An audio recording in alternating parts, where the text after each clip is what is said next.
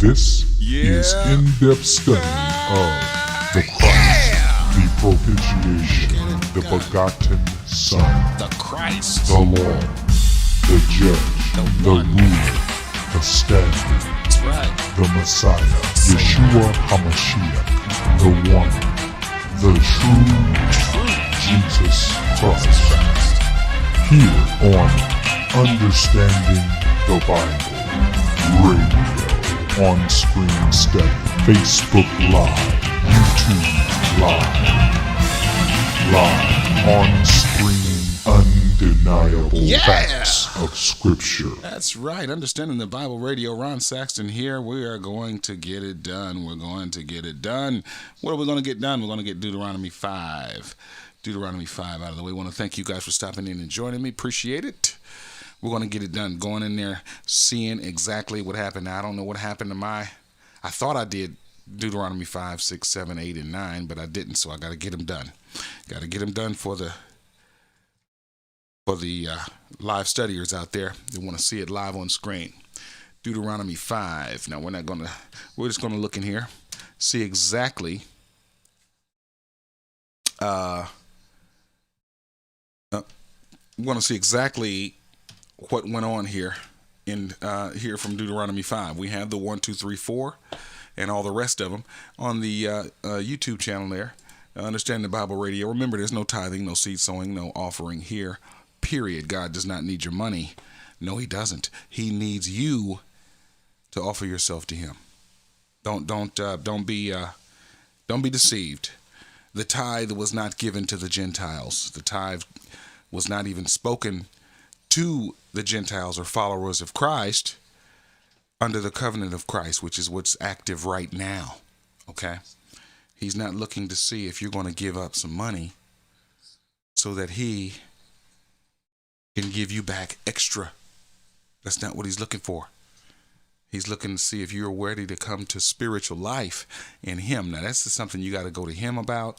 You got to deal with him on it. You need to crave and long for his spirit. Speak to him about it. You need to. That's up to you. You know, that's all you can do because he's the one that gives that spirit. Okay?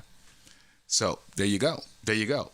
And I'm Ron Saxton. Don't forget the YouTube Understanding the Bible Radio and Ron Saxton at Facebook, and also Understanding the Bible Radio at Facebook.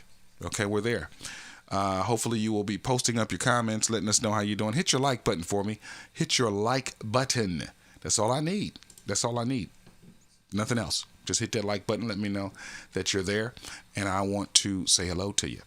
Appreciate it. Thank you. Thank you, Mr. Douglas. Stop by. Thank you, sir, for this afternoon study. Appreciate it. Let's see. Starting at Deuteronomy 1, going to read through it. Then we're going to look and see what happened. We're going to see if we can pull out anything in the Hebrew there and move on. We'll move on to our Deuteronomy 6 on the next study and continue on to see exactly what he said and did with those of the 12 tribes of Jacob at that time. Okay, that's what we're looking at. And Moses called all Israel and said unto them, Hear, O Israel, the statutes and judgments which I speak in your ears this day, that they may learn them and keep and do them. The Lord our God has made a covenant with us in Horeb. Okay, none of us has been to Horeb. Okay, so he's talking to them at that time. All right, the Lord made not this covenant with our fathers, but with us. See that?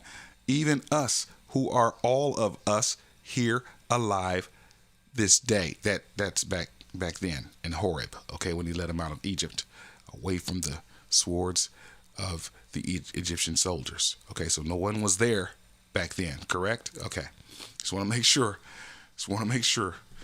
All right, the Lord talked with you face to face in the mount, out of the midst of the fire.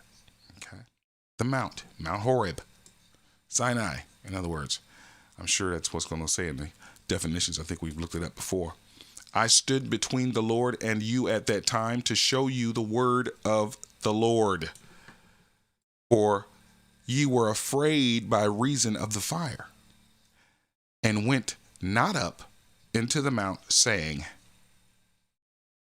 I am the Lord thy God, which brought thee out of the land of Egypt, from the house of bondage. No one has been brought out of the land of Egypt that's listening, I'm sure. Thou shalt have none other gods before me. That's the first thing. He's going over the vows, over the covenant that he talked about in Exodus. He gave them the covenant in Exodus, right? So he's reminding them again. He's got to remind them. I've seen this in Deuteronomy. He's got to remind them over and over and over, So here we go. Thou shalt not make any graven image or any likeness of anything that is in heaven above, or that is in earth beneath, or that is in the waters beneath the earth. Thou shalt not bow down thyself unto them, nor serve them, for I, the Lord thy God, am a jealous God, visiting the iniquity of the fathers upon the children unto the third and fourth generation of them that hate me. Wow. And shewing mercy unto thousands of them that love me and keep my commandments. Thou shalt not take the name of the Lord thy God in vain, for the Lord will not hold him guiltless that taketh his name in vain. Keep the Sabbath day to sanctify it, as the Lord thy God hath commanded thee. 6 days thou shalt labor and do all thy work, but the seventh day is the Sabbath day of the Lord thy God.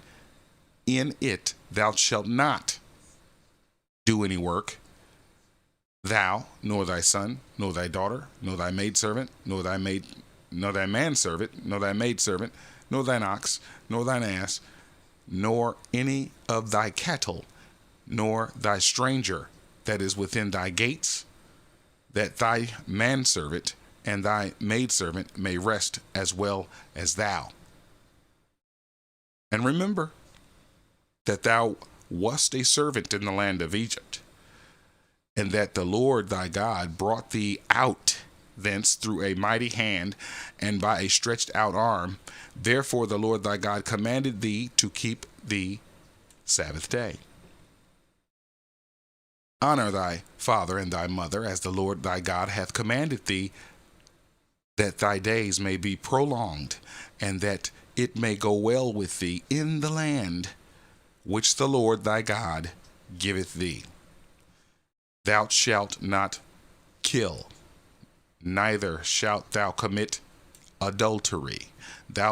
Neither shalt thou steal, neither shalt thou bear false witness against thy neighbor, neither shalt thou desire thy neighbor's wife, neither shalt thou covet thy neighbor's house, his field, or his manservant, or his maidservant, his ox, or his ass, or anything that is thy neighbor's.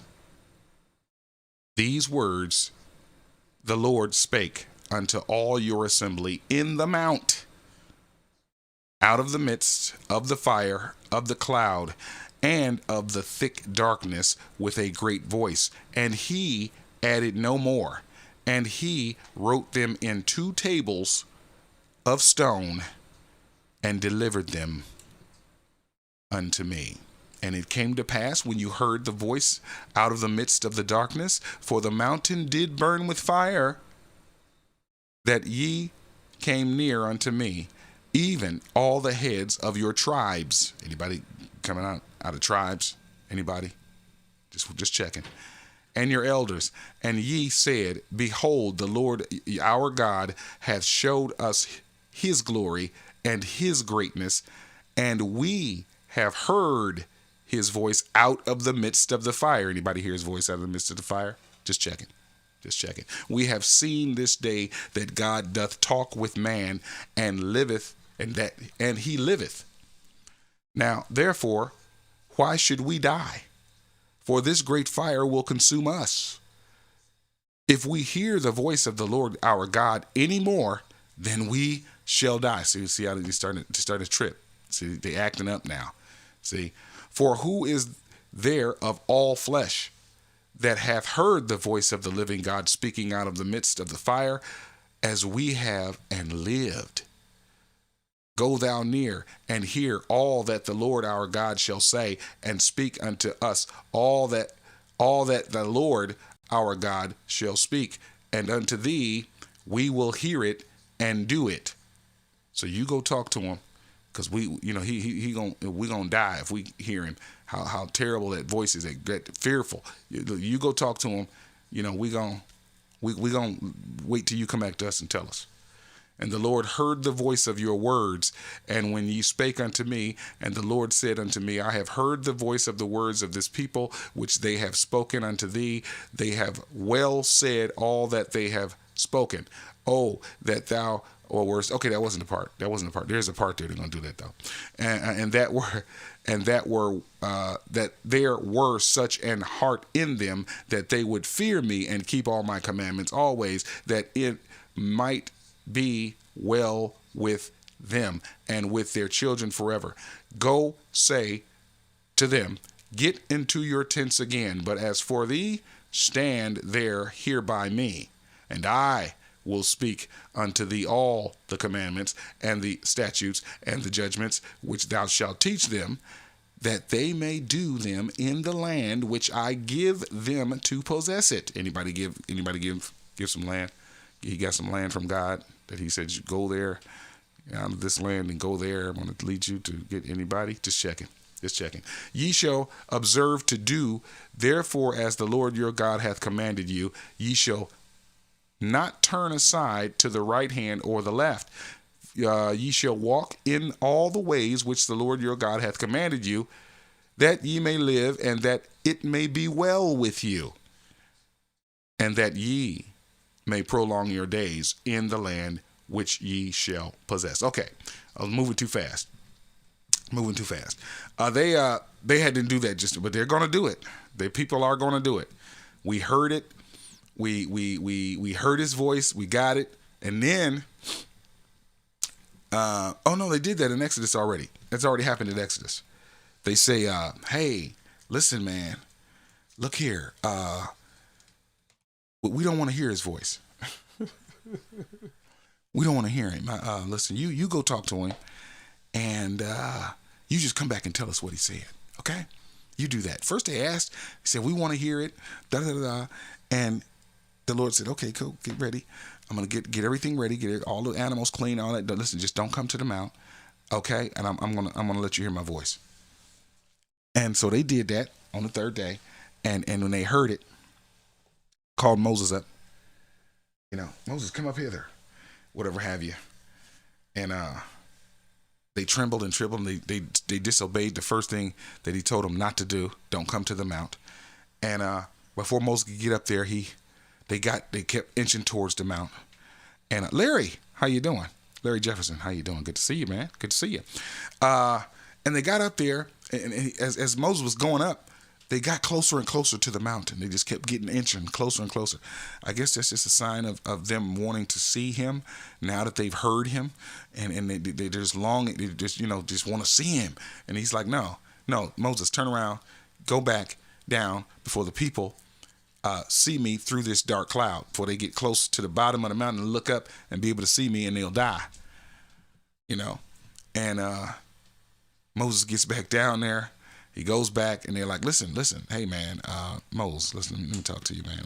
Listen, you just go up there and talk to him, and then you come back to us and just tell us what he said, okay? Because we don't want to hear his voice. You just go ahead. You just do it. You be the mediator. You be the man, okay? We cool.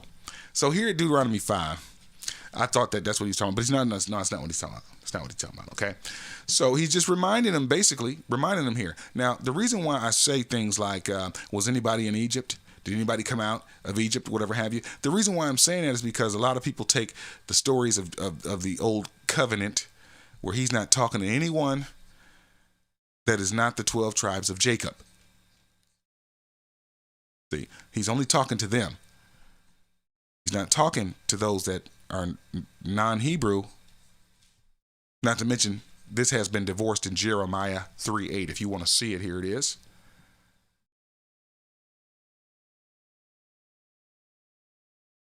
Okay, he divorced this covenant of them.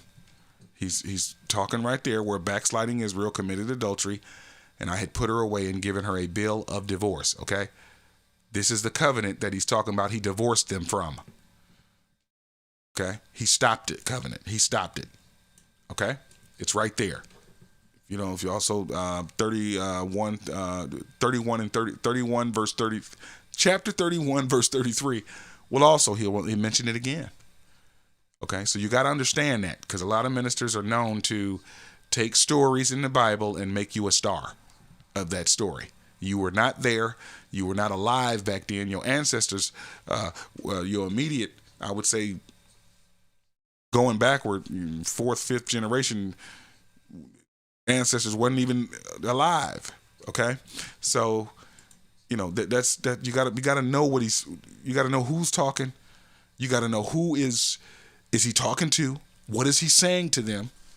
And what happened in regards to his communication to them? You got to understand what's going on, okay? Because all of a sudden, you know, people think Christ came to reset the old covenant, just reset it. It said he came to fulfill it. Okay, it didn't say he came to say, "Hey, I'm Jesus Christ, and so y'all didn't get it right the first time, or they didn't get it right, and so now I'm going to just reset that covenant, and I'm going to reestablish it and reinforce it, and now it's a part of the covenant that I'm establishing." No, he didn't do that. He didn't come to do that. He came a whole new, everlasting covenant, all new. Period, because this one was ended way before he came down here in the human flesh. So you need to understand that. That's very important. Very important. Mr. Jefferson, if you have any comments, I want you to post it up. Post it up, Mr. Jefferson. Don't hesitate. I invite you to. Please, don't hesitate. Hit the like button for me. Hit the like button. I need a like button hit. I appreciate someone hit the like button. Let's see, who was that? Oh, Mr. Jefferson. I thank you for hitting that like button for me. I appreciate it. Truly, I do. Thank you. Let's see. All right, what else can I look at here? He's basically going over and giving them a refresher about this. I remember I did this because Deuteronomy is the last book.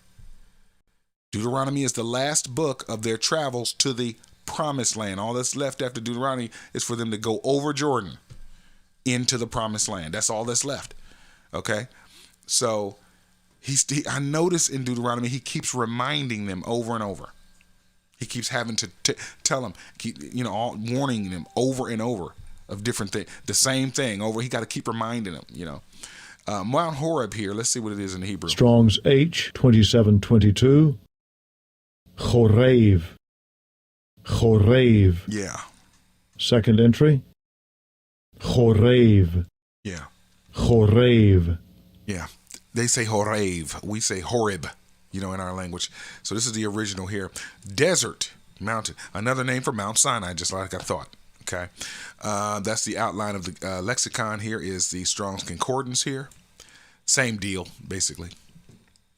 Same deal. You can see more detail right here. This is pretty small, so let's take a look at a lower summit of Mount Sinai from which one ascends Mount Sinai, properly so-called, that looks like Arabic to me. It could be Syriac. Also, I'm not really familiar with those, but there you go. Jebel Musa. You got all your scriptures referencing there. Okay, we're at Deuteronomy 5:2. And so you can see more of what they found in regards to this. They want you to compare Buckhardt's Travel. We don't have that book, so that's not really what we're going to there. But you can look at it if you want to. But Horeb seems to have been a general name for a whole mountain, of which Sinai was a particular summit. Okay. So there you go. So I wanted to check that and make sure that I remembered correctly what Mount Horeb, what Horeb was. All right. All right. So there you go. So he said he made not this covenant with our fathers, but with us. Okay. That's for them there. That's not for us. It's not for right now. It's not for us to read this and then place ourselves in that.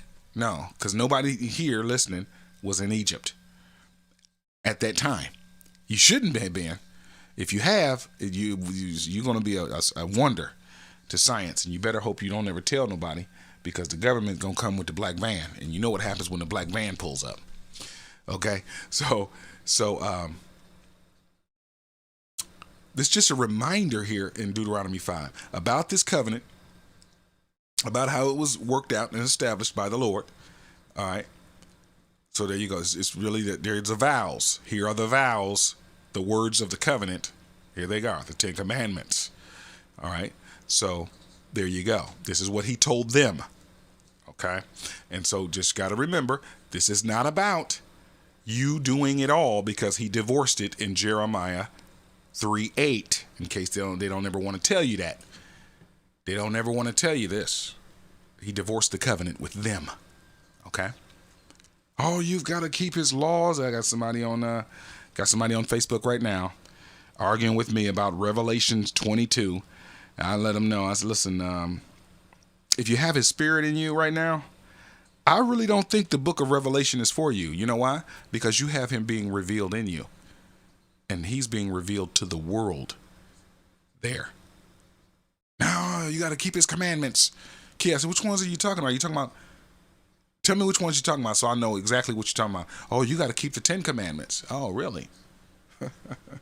You didn't know it wasn't for you in the first place, because based on your picture, I don't think you're one of them 12 tribes. Not only that, he divorced it in Jeremiah 3:8. But they go crazy. They go crazy with that. They just, they do the crazy, hurt, injured R2D2 sound, when you tell them that. They just go loony. Then they attack you and call you all kind of Satanists and demons and all that. Well, it's right there in Jeremiah 3:8. What did he divorce there? What was it that he divorced there? If it wasn't this. Because this is the covenant here that he made. The words of the covenant is the 10 Commandments. So if he divorces the covenant, are the vows still active? That's right. So if you got married to somebody and you took vows with them and then you went and got a divorce from them, please explain to me why you're still holding the vows of the marriage that you're divorced from. Believe me, I understand. I know where they are. I'm not dogging them. I'm just saying that's what happens. I know where they are. I know exactly where they are. But our ministers, popular ministers, they're not going to tell us this. Not at all. Okay. So these are the details of this reminder of this covenant, basically. Okay. And so he's reminding them again. So anybody got any comments, questions? I need to know. Let's do it. Let's talk about it. Post it up. If you'd like to become a part of this, I can call you on the messenger right now, and you can be here with me talking about Deuteronomy 5. Anyone, let me know.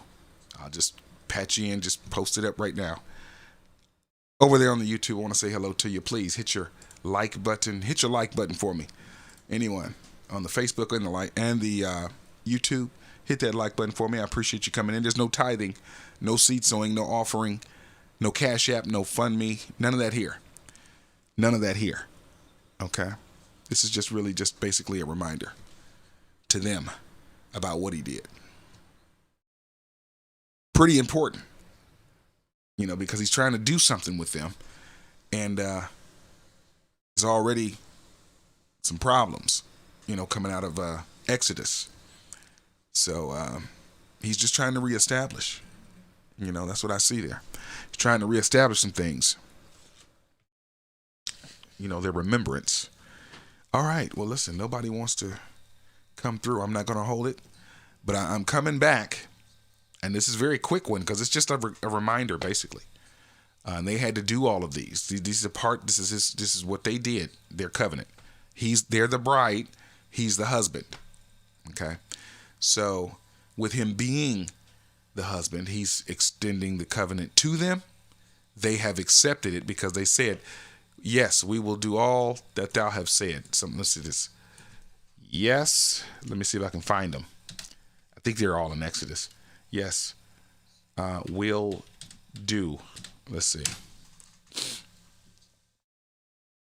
No. Nope, that's not it. Let's see.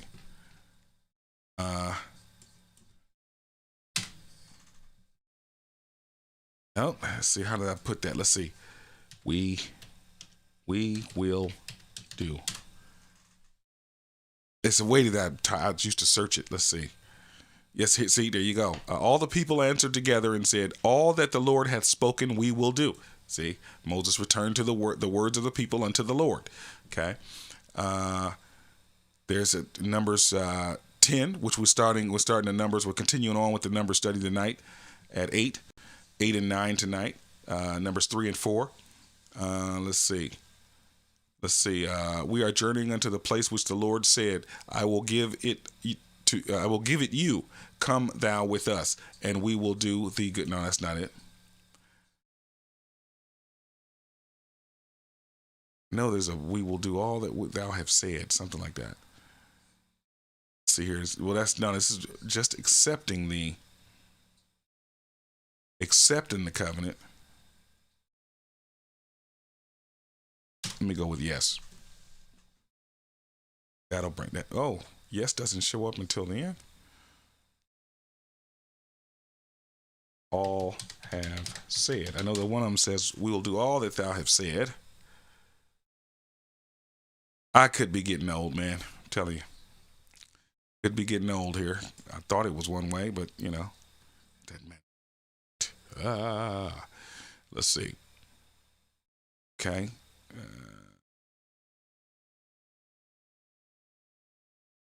Let's see. I got a little time here. Just running out a little time. Anybody know what it is? Jefferson, let me know what it is. I know you probably know what it is. We'll do all that thou have said. When they keep saying, yes, yes, we'll do all that thou have said. All my people have not done it, all the earth, nor all the people among them. Okay. Let me see here.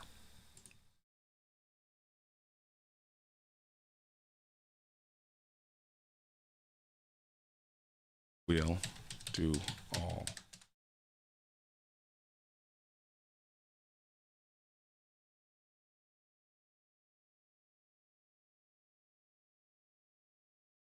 We will do all.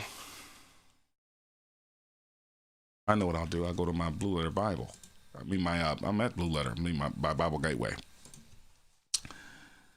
We will do all. Where did I see that at? Is that 4? Is that it? And all the people answered together and said, all that the Lord has spoken. That's 19. We were just there. And Moses came and told all the people the words of the Lord and all the judgments. That's 24. Exodus 4. All the people answered in one voice and said, all the words which the Lord, there is another one. Okay. And here's 24 again. A few verses later, and he took the book of the covenant and read it. That's what I'm looking for. And there it is. Right there. Let me. There it is right here on your phone. It's on your screen. Check it out. Exodus 19, 8. Okay. And Exodus 24, 3. Okay. And Exodus 24, 7. Those are the ones that shows where they said it over and over. We'll do it all. We'll do it all. Okay. So just to let you know, I wanted to show that to you. So that's what they said. Now, were you there at the mount at the time? Were you there? That's very important. Murray, stop by. How are you? Good to see you. Very important, because if you weren't there, I don't think that came to you. Okay. So there you go. So they said it. They said they would do it.